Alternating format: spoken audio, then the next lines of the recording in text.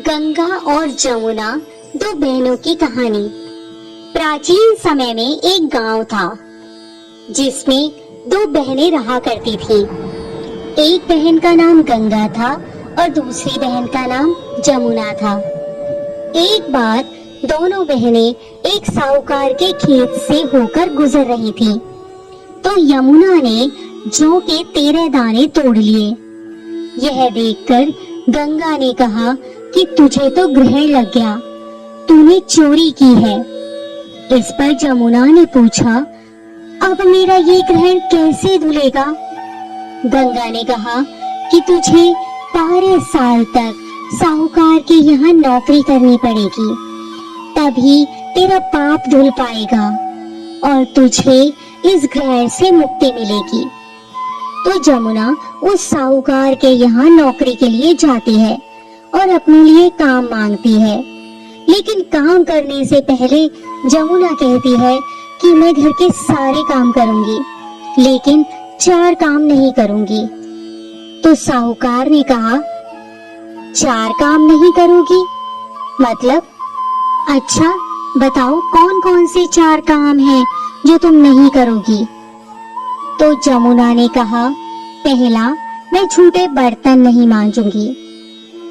दूसरा, झाड़ू नहीं लगाऊंगी। तीसरा, बिस्तर नहीं बिछाऊंगी और चौथा, दिया नहीं जलाऊंगी। साहूकार ने कहा ठीक है और उसे काम पर रख लिया। इसी तरह काम करते हुए यमुना को 12 वर्ष बीत जाते हैं। 12 वर्ष के बाद कुंभ का मेला लगता है, तो साहूकारनी भी कुंभ नहाने जाने लगती है। जमुना ने उसे जाते देखकर उससे कहा कि कुंभ के मेले में मेरी बहन गंगा मिलेगी, तो उसे यह एक सोने का टका दे देना। इससे वह अपने हाथों में सुंदर चूड़ियां पहन लेगी। साहूकारनी ने कुंभ के मेले में गंगा को वह सोने का टका दे दिया। गंगा ने उनसे वह टका लेते हुए कहा कि जाकर मेरी बहन को कहना कि उसके 12 वर्ष अब पूरे हो गए हैं, अब वह यहाँ वापस आ जाए। साहूकार और साहूकारनी घर वापस आए। तब जमुना मटके में पानी भर रही थी।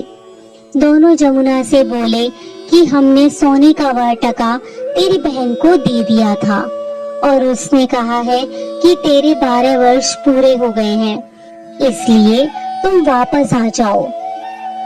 यह समाचार सुनते ही जमुना सहस्त्र धारा में बदल गई और बहने लगी।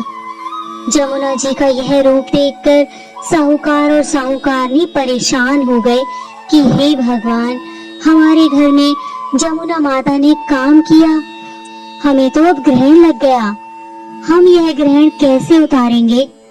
जमुना भागकर गंगा के पास चली गई।